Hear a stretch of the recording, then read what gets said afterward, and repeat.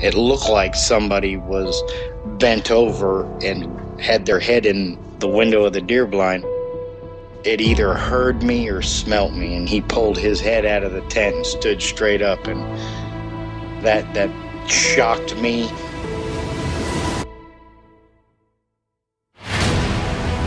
They don't make people that big. The way it moved, almost as if it was gliding across the beach. I've never seen anything move like that in my life. They were screaming at each other in gibberish. It sounded like a language, and they were chuntering away back and forwards, back and forwards, back and forwards. I know what a bear looks like, and there is no way on this planet that what I saw were bears.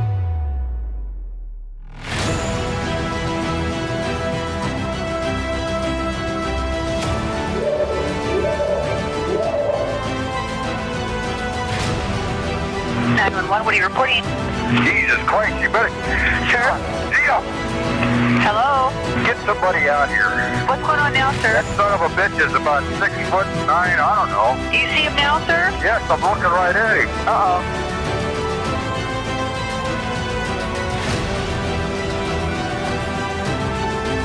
Hey, this is Luke Griggs, and you are listening to Sasquatch Chronicles.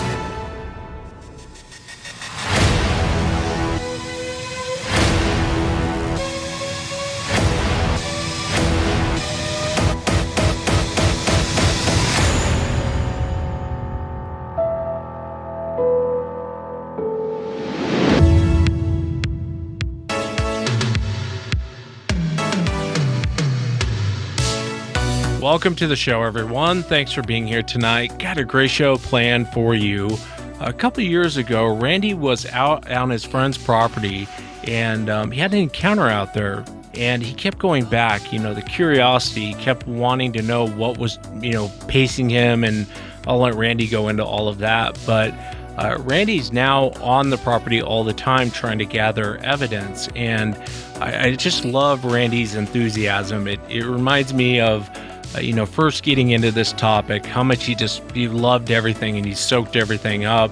And it's pretty cool. I mean, Randy sent me a bunch of pictures and videos, and half of it didn't come through because it was too big. But he does have some good pictures in there. It looks like a black figure kind of running off through the trees. But when I get all of Randy's evidence, I will clean it up and I'll post it up for the members. And I want to thank Randy too for being a member and kind of supporting the show. Thank you so much for that. If you've had an encounter and you'd like to be on the show, shoot me an email. My email address is wes@sasquatchchronicles.com. Let's jump into it tonight. I want to welcome Randy to the show. Randy, thanks for coming on. Hey, I appreciate it, Wes. It's a great opportunity, and I can't believe I've got the chance. Yeah, I'm really happy to have you. And tell me how all of this started out there in Illinois, kind of on your neighbor's, your buddy's property. If you would just kind of start from the very beginning and tell us what happened out there.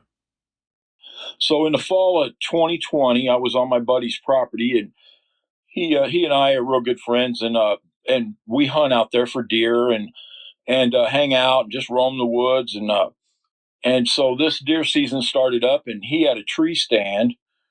And I had a ground blind that was in a tree line, maybe a half a mile away from him. And I originally went out to his farm, and I took some brush with me from a tree that had fell in my yard. He's got a big burn pile out there, and he lets me go out and burn my brush or whatever. He was tired, and he went in. Well, I went to start my truck, and it wouldn't start. So I called my wife. Well, by this time, it's like 2:00 in the morning.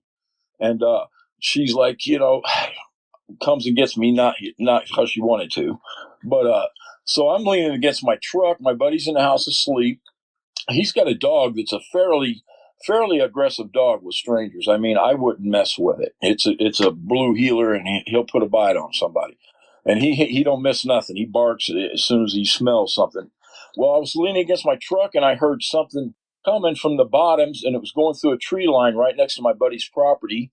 And then it was coming up to a little gravel driveway of his, and then it would across that was another tree line, and then a field. So I start hearing this, it's going on, and I'm like, what the hell is that? So I lean against the truck, and by then it's walking, and I can hear twigs. It's real quiet. I'm not making a sound. Another side note, that dog, when he heard that sound, he barked once and he went in his kennel and sat in a corner and looked at the woods and never made another sound. So I don't know. He knew something was up. I don't know if he's familiar with it, but he didn't make another sound after that. So I listened to it, and I'm kind of curious. I want to go walk up to the edge of that tree line, that driveway, and look when it crosses, because that's where it's headed. And it just keeps going that like it's just chattering away. But I didn't know what that was till later. So I get to where it's almost coming out of the woods, and for some reason I wouldn't move. I was frozen to the truck. And I was like, I don't know what that is, but I'm not going up there. So I just listened to it cross that road and go back into the tree line, and then walked along that tree line in that field, and then I didn't hear it anymore. So I go home, and I'm talking to my wife about it and everything, and she starts looking up different sounds for animals, and she comes across, I think it's Ron Moorhead with the Sierra Sounds, and I got home. We were talking about it. Well, she played it for me, and I said, "Yeah, that's it. That's what it is." And so then I start thinking, "Wow, there's a Sasquatch out here, man." So I still at that time I just couldn't believe it. I was like, "No, it's a fox. It's a coon. It's something else." I just here where I live, I just never dreamed it. Later that summer, fall comes and deer season kicks in. So, like I said, my buddy's got his stand out there, and then I've got the ground blind. So I sat in it, and then when dark comes, I can see him coming with his headlamp, and he usually cuts right in front of my blind, and then we walk together through the woods the rest of the way up to his house, which is about another quarter mile through the woods. But we're familiar with it, and it's no big deal. And well, this night it was getting dark, and it was time to quit. We weren't going to get nothing, and I saw his headlight coming. But this time he doesn't go right by my blind. He goes up to the point of that tree line and by his pond and walked up that way to his pole barn. So I'm thinking, where's he at? I keep expecting him to show up, and he never comes. So I'm like, it's pitch black, and I don't have a light or nothing. I had my crossbow when it was still cocked. We'd unload him up at the barn, So I'm walking through the woods, with my crossbow, and I hear crunch, crunch, crunch off 50 yards to my left, and I stop. This stops. Then I go crunch, crunch, and it starts up again. So I'm about halfway through them woods, and I think it's my friend messing with me. So I point my crossbow off in the darkness and go, "I'll shoot you, mother effer. Robert, you knock it off, man." And then it don't, I don't hear nothing. No, it doesn't say anything. So then I start walking some more, and it seems like it's picking up a little speed and trying to like get in front of me. And I'm thinking, man, Robert, I just say the same thing. Robert, man, are you kidding, man? And then I get almost to the tree line. I look up, and he's at the barn. And I go, what the hell? I look to my left, and I took off out of there. And I got out of the tree line because I don't know what that was. So that's a pacing episode, I guess you'd say, because of what I've researched on them, that they do that. That's a common behavior of pacing someone, just off out of sight. So then I'm starting to really, think, something's up here. Yeah, I know so much has happened out there. I want to ask you, at this point, you haven't seen the creature. I know eventually you do see what's making this noise, but at this moment in time, what's kind of going through your mind? I mean, what do you think's pacing you through the woods?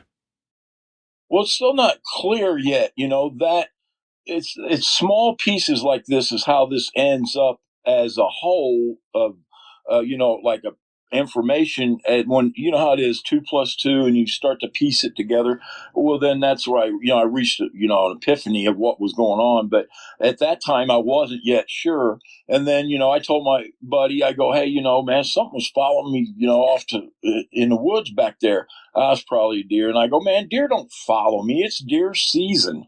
They avoid me like the plague. I go, every deer I've seen, they're gone. Immediately they lay eyes on you. But there's people in the woods and they're flighty, and deer are naturally flighty anyway, except the ones that